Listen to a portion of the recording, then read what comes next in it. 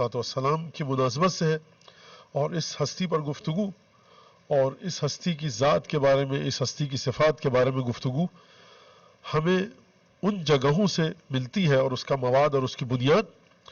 کہ جہاں پر پانچویں چھٹے امام نے زیارت کو بیان کیا حضرت ابوالفضل عباس کی، اور امید یہ ہے کہ جو کچھ گفتگو میں آپ کے سامنے پیش کروں گا حضرت حجت انشاءاللہ اسے قبول فرمائے اور ہم سب کے لیے ذخیرہ آخرت بلکہ ذخیرہ دنیا اور آخرت قرار پائے۔ اور ان حالات میں جو آج کل کے حالات ہیں، اس میں دعا حضرت ابوالفضل عباس سے، ان کی بارگاہ میں التجا، ان کو وسیلہ اور واسطہ قرار دینا، شفیع قرار دینا حضرت حجت کے لیے، سید الشہداء کے لیے نہایت ہی مجرب اور نہایت ہی اہم چیز ہے۔ روایات بھی اس پر دلالت کرتی ہیں، اور روایات کے علاوہ خود علماء کا تجربہ اور علماء کی سیرت مستمرہ اس بات کو سمجھاتی ہے کہ جو مقام علماء کی سمجھ میں آیا ہے روایات کی روشنی میں اس ہستی کا، یعنی مولا عباس علیہ السلام کا۔ آیت جو میں نے آپ کے سامنے پڑھی سورہ احزاب کی آیت ہے، جس میں پروردگار عالم یہ فرما رہا ہے کہ من المؤمنین رجال صدقوا ما عاہدوا اللہ علیہ، مؤمنین میں سے، من المؤمنین رجال، مؤمنین میں سے کچھ مرد ایسے ہیں، کچھ ہستیاں ایسی ہیں، صدقوا ما عاہدوا اللہ علیہ، کہ جنہوں نے سچ کر دکھایا اس چیز کو کہ جو معاہدہ ان کا خدا کے ساتھ ہوا تھا۔ جب سچ کر دکھایا اس معاہدے کو جو خدا کے ساتھ ہوا تھا، تو اس میں دو طرح کے لوگ ہیں۔ پہلی قسم لوگوں کی فَمِنْهُمْ مَنْ قَضَى نَحْبَهُ، اس میں سے کچھ وہ ہیں کہ جنہوں نے اپنے وعدے کو پورا کر دکھایا اور اس وعدے کی پابندی اور اس وعدے کی پاسداری اور اس عہد و پیمان کے ساتھ وفاداری کرتے ہوئے انہوں نے اپنی موت کو گلے لگا لیا اور انہیں موت آ گئی۔ اب وہ شہادت کے ذریعے موت ہو، طبعی موت ہو، جس طرح سے بھی ہو، بہرحال یہ جب اس دنیا سے گئے تو اس دنیا سے اس طرح سے گئے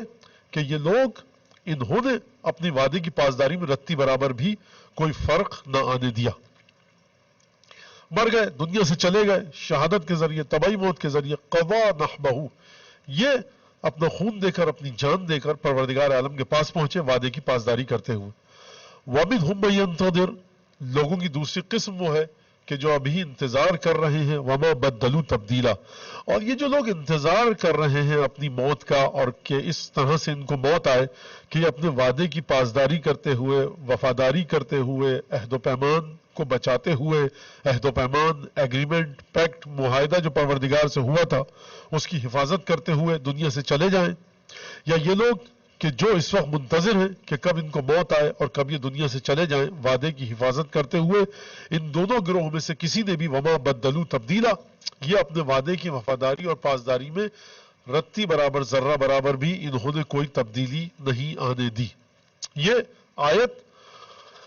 اور یہ آیت وہ آیت ہے کہ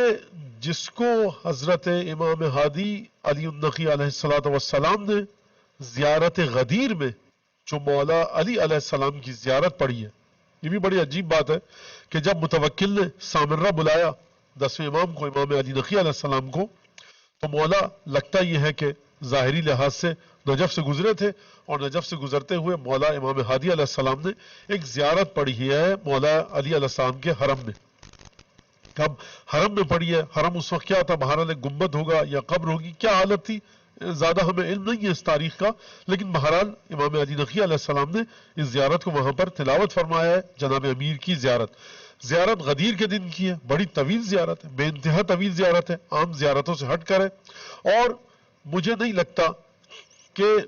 ظاہری لحاظ سے، ویسے تو باطنی اور حقیقی لحاظ سے تو امکان ہی نہیں ہے اس کا، لیکن ظاہری لحاظ سے بھی مجھے نہیں لگتا کہ جو انسانی آنکھ سے دیکھتی ہے اس کے حوالے سے کہ امام علی نقی علیہ السلام نے کسی فضیلت کو جناب امیر کی چھوڑا ہو اس زیارت غدیر میں۔ اور زیارت غدیر، اگر مولا علی علیہ السلام کے فضائل کو آپ کو دیکھنا ہے تو اس سے بہتر شاید کوئی چیز نہ ہو کہ جس میں ایک ایک واقعہ امام ہادی علیہ السلام نے ذکر کیا، ایک ایک لائن میں، ایک ایک سطر میں،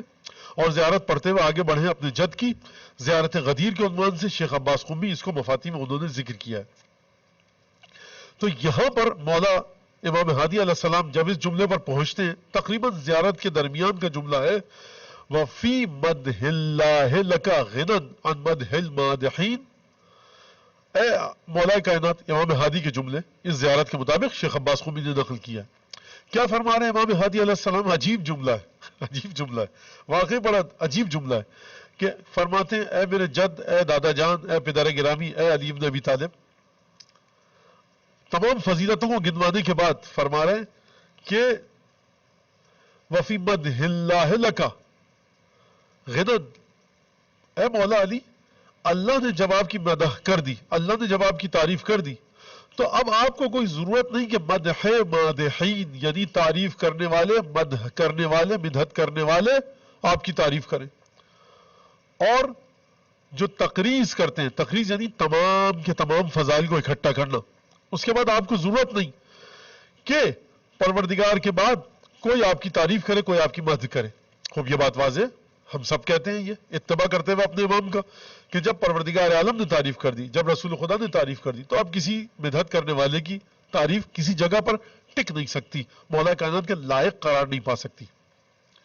عجیب بات یہ ہے، عجیب بات یہ ہے کہ امام ہادی علیہ السلام جو آیت پڑھ رہے ہیں وہ آیت قابل توجہ ہے،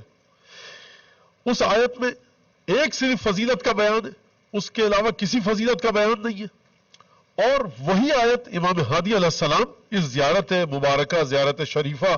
جو بڑی عجیب زیارت ہے، اور میں پھر بار بار کہوں گا میں اس کو کہ جن لوگوں کو شوق ہے، جو عشق رکھتے ہیں، جو محبت رکھتے ہیں کہ مولا کائنات کے فضائل، مولا کائنات کے فضائل، تو وہ اس زیارت کو صبح شام پڑھیں۔ شیخ عباس قمی نے اس زیارت کو نقل کرنے کے بعد ایک عجیب جملہ کہا ہے کہ جو شوق رکھتا ہے سلطان ولایت یعنی شاہ ولایت علی بن ابی طالب کی زیارت کا، ان کے فضائل کا، وہ اس زیارت کو پڑھے اور روزانہ مطالعہ کرے، کرسی پر بیٹھ کے پڑھے، ایک مجلس کے طور پہ۔ مجلس ضروری نہیں ممبر میں مولانا ہو، آپ مفادی کھولیں، مجلس شروع ہو گئی، بس ذکر اہل بیت ہے، اہل بیت کے کلمات ہیں، امام ہادی کے جملے ہیں وہاں پر جو اپنے جد کی زیارت فرما رہے ہیں۔ آپ حضرات کے ذہن میں سوال آئے گا کہ شب ہے منسوب مولا عباس سے، اور ابھی تک گفتگو ہو رہی جناب علی بن ابی طالب پر، تو ابھی واضح ہو جائے گا، اور یہ بات شاید بہت سے لوگوں کے لیے واضح ہو کہ میں کیوں مولا کائنات کا ذکر کر رہا ہوں۔ تو جو امام ہادی نے جملہ کہا کہ اے مولا کائنات، اچھا وہاں پر اے مولا کائنات نہیں، میں سمجھانے کے لیے کہہ رہا ہوں، یہ امام ہادی کا جو جملہ، 10ویں امام کا جو جملہ ہے، اس میں مولا فرما رہے ہیں کہ پروردگار نے جو آپ کی مدح کر دی ہے، اب آپ کو کسی مدح کرنے والے کی ضرورت نہیں ہے، اے علی بن ابی طالب۔ خدا نے قرآن میں آپ کے بارے میں فرمایا ہے تعریف کرتے ہوئے کہ من المؤمنین رجال صدقوا ما عاہدوا اللہ علیہ، یہی آیت سورہ احزاب کی 23ویں آیت جو میں نے آپ کے سامنے پڑھی۔ کیا اس آیت کا ترجمہ؟ یعنی مولا کائنات کے بارے میں 10ویں امام کیا فرما رہے ہیں، پھر اس کو خوب توجہ سے سنیے گا، وہ یہ کہ اے میرے جد، اے مولا علی،